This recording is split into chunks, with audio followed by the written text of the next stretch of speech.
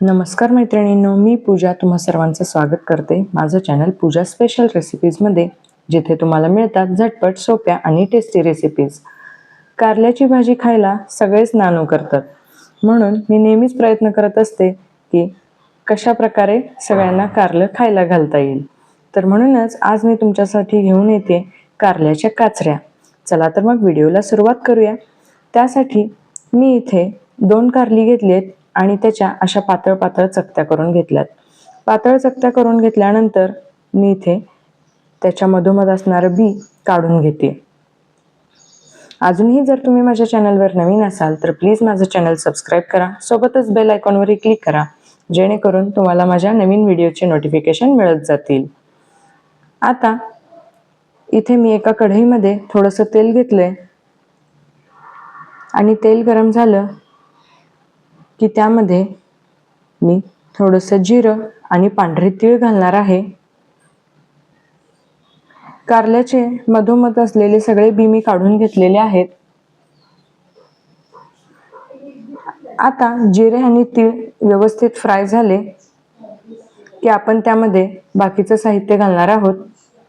आता आपण यामध्ये घालतोय 5 ते 6 पाकळ्या लसणाच्या, त्याही बारीक कुटून घेतलेल्या आहेत आणि हे आपल्याला व्यवस्थित फ्राय करून घ्यायचं आहे। लसूण छान फ्राय झाला की आपण त्यामध्ये या कारल्याच्या चकत्या घालायच्या आहेत।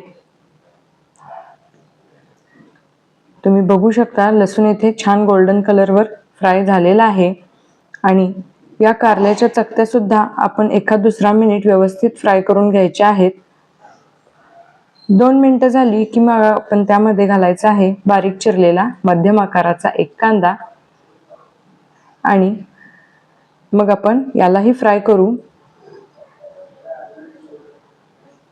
कांदा पटकन फ्राय होतो, पण कारल्याला थोडासा वेळ लागतो, म्हणून मी आधी कारल्याच्या चकत्या फ्राय करून घेतल्या।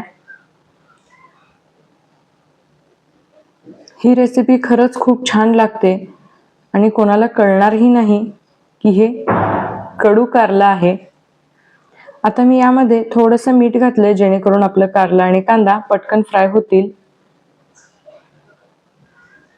हे व्यवस्थित मिक्स करून झालं की आता आपण त्यामध्ये बाकीचे मसाले घालायचे आहेत।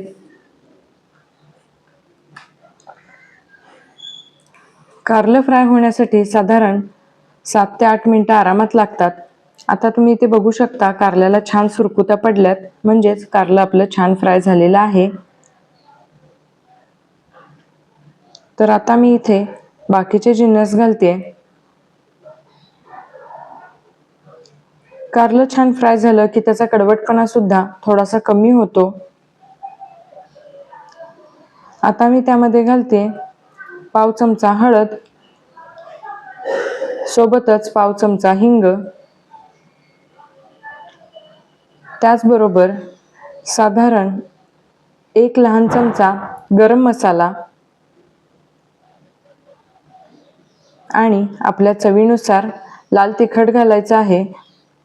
हे सारे मसाले मी मिक्स करून घेते, अजून मी तिखट घातलेलं नाहीये। आता आपण यामध्ये तिखट घालूया। तुम्ही हवं तर काश्मीरी लाल मिरचीचा सुद्धा वापर करू शकता किंवा आवडीप्रमाणे मिरची सुद्धा यामध्ये घालू शकता। आता मी साधारण 1.5 चमचे लाल तिखट इथे घातलेलं आहे।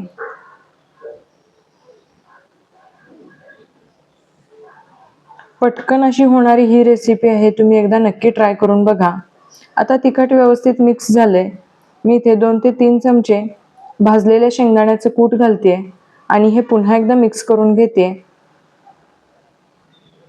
पुन्हा आपण साधारण 1 ते 2 मिनिटं याला व्यवस्थितपणे मिक्स करून परतत राहायचं आहे। अतिशय चविष्ट अशी ही रेसिपी तुम्हाला कशी वाटली हे मला तुम्ही इंस्टाग्रामवर फोटो पाठवून सुद्धा सांगू शकता। आता मी इथे एक पाण्याचा हबका मारते, जेणेकरून आपले हे जे मसाले आहेत ते करपणार नाहीत आणि आपली भाजी शिजायला सुद्धा मदत होईल। आता आपण एक सिक्रेट इन्ग्रेडियंट इथे घालणार आहोत आणि तो म्हणजे मॅगी मॅजिक मसाला, ज्यामुळे आपल्या या कारल्याच्या काचऱ्यांना जबरदस्त असा टेस्टी एक ट्विस्ट येईल। आणि त्याची चव अजूनच वाढेल. शिवाय सगळे अगदी आवडीनं ह्या काचऱ्या खातील.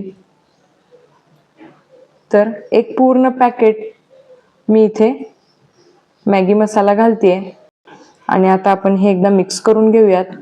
व्यवस्थित मिक्स झालं की आता मी घालते बारीक चिरलेली कोथिंबीर आणि हे पुन्हा एकदा मिक्स करूयात.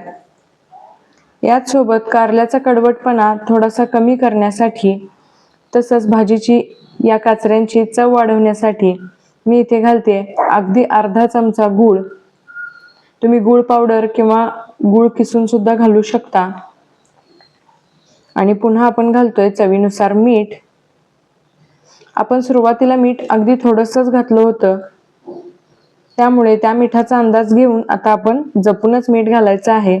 तर व्यवस्थित मिक्स केल्यानंतर या आपल्या कारल्याच्या मस्त अशा काचऱ्या किंवा कारल्याची सुकी भाजी तयार आहे. तर मैत्रिणींनो, ही रेसिपी तुम्हाला कशी वाटली हे मला नक्की कळवा. अजूनही जर माझं चॅनल सबस्क्राईब केलं नसेल तर प्लीज माझं चॅनल सबस्क्राईब करा.